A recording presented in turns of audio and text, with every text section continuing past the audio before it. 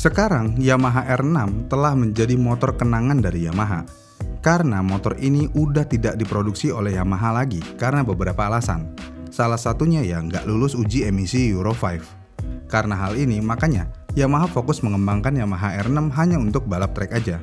Dan untuk versi jalan rayanya, Yamaha menggantikan Yamaha R6 dengan R7. Mungkin dari beberapa orang di sini ada yang baru tahu, ternyata ada motor R7 dari Yamaha. Tapi nggak heran sih kalau motor ini jarang yang tahu sebelumnya. Karena emang motor ini jarang banget yang pakai. Bahkan cenderung langka motornya. Dan Yamaha sebenarnya bukan baru kali ini aja membuat Yamaha R7, melainkan udah dari dulu.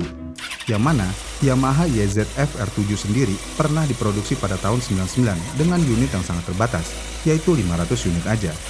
Dan hebatnya, motor ini bukan semata menjadi kuda besi street legal. Karena kala itu, Yamaha R7 juga disertakan menjadi senjata dalam ajang Superbike World Championship dan balap ketahanan Suzuka 8 jam. Motor ini diciptakan sama Yamaha sebenarnya sebagai penerus Yamaha YZF 750. Jadi wajar jika Yamaha R7 masih menggunakan mesin serupa yaitu DOHC 4-tak 749cc berpendingin cairan. Di motor ini menggunakan jantung mekanis berkonfigurasi 4 silinder segaris dan mampu menghasilkan tenaga 105,2 PS di 11.000 rpm dan torsi maksimal tercatat di 72,1 Nm pada putaran 9.000 rpm. Kemudian, keseluruhan output dari Yamaha R7 tersebut tersalur ke roda belakang melalui transmisi 6 percepatan. Intinya, motor ini benar-benar kencang dan bisa dibilang oke punya. Ya gimana nggak kencang dan oke punya nih motor? Karena motor ini mengadopsi dari geometri motor MotoGP Yamaha. Selain mengadopsi sasis Delta Box 2, suspensi Ohlin, katup mesin berbahan titanium hasil adopsi Yamaha ZZR 500, motor ini juga hanya memiliki bobot 162 kg aja. Ini tergolong ringan dengan beratnya. Kemudian setelah generasi pertamanya, akhirnya Yamaha meneruskan perjalanan Yamaha R7 ke tingkat yang baru. Walaupun motor yang lebih baru ini masih menggunakan basis mesin serupa, tapi model penerus Yamaha R7 ini tampak semakin membesar. Ditambah bukan penampilannya aja yang membesar, namun beratnya pun bertambah. Yang sebelumnya cuma 162 kg, sekarang motor ini memiliki 176 kg.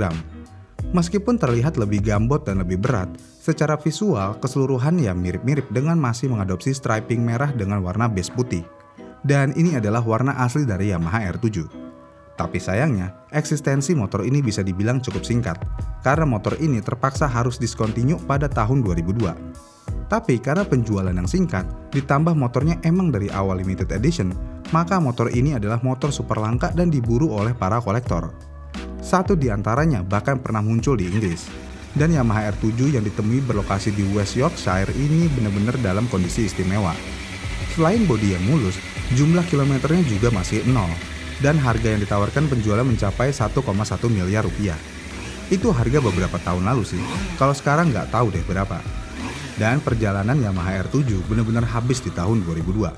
Namun akhirnya setelah 19 tahun mati suri, Yamaha pun akhirnya mereinkarnasi Yamaha YZF R7.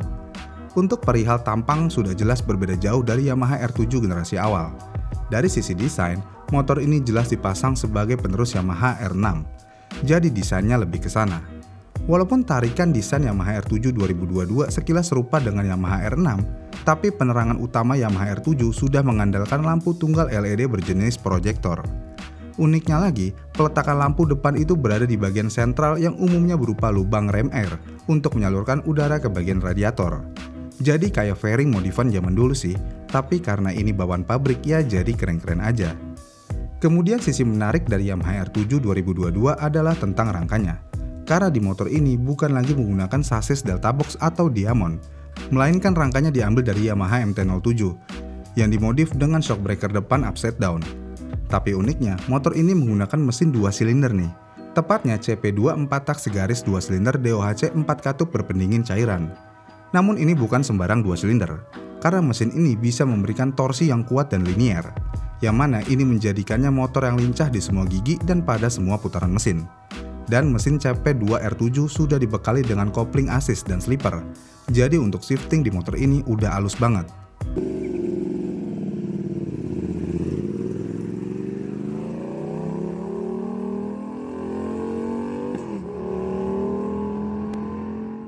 Fitur utama motor ini antara lain, tangki bensin R7 memiliki kapasitas hingga 13 liter, dan motor ini hadir dengan tampilan LCD kontras tinggi dan sepenuhnya merupakan digital, dengan semua pencahayaan LED juga. Ketinggian jok berada di sisi yang lebih tinggi dari Yamaha R6, yaitu di 835 mm. Dan motor sport ini memiliki identitas yang khas dengan lampu depan proyektor 1 pot yang terselip di dalam rem air intake. Desain ulang fairing samping yang lengkap, ini memungkinkan untuk udara panas keluar dari kaki pengendara. Secara ergonomis, stang clip-on R7 yang rendah dan pijakan kaki yang tinggi di bagian belakang telah membuktikan bahwa motor ini lebih cocok untuk digunakan di lintasan balap. Meskipun R7 hadir dengan ABS, Yamaha telah menghilangkan jaring pengaman elektronik. Untuk sistem pengereman depan YZF R7 ini dilengkapi dengan kaliper rem 4 piston yang dipasang secara radial yang menawarkan daya pengereman yang tidak berubah-ubah dalam kontrol ujung jari. Sistem pengereman depan yang canggih ini adalah master silinder radial Brembo yang memberikan tekanan rem yang seragam. Dengan kepercayaan diri yang lebih tinggi dalam kondisi basah dan kering, motor yang menakjubkan ini memiliki ban berukuran 120/70 R17 di bagian depan dan ban berukuran 180/55 R17 di bagian belakang. Walaupun motor ini bukan motor 4 silinder, tapi ini adalah motor masa depan dari Yamaha. Dan tentu aja motor ini udah lulus uji emisi Euro 5. Jadinya buat kalian yang lagi cari motor gede, kayaknya R7 bisa menjadi pertimbangan.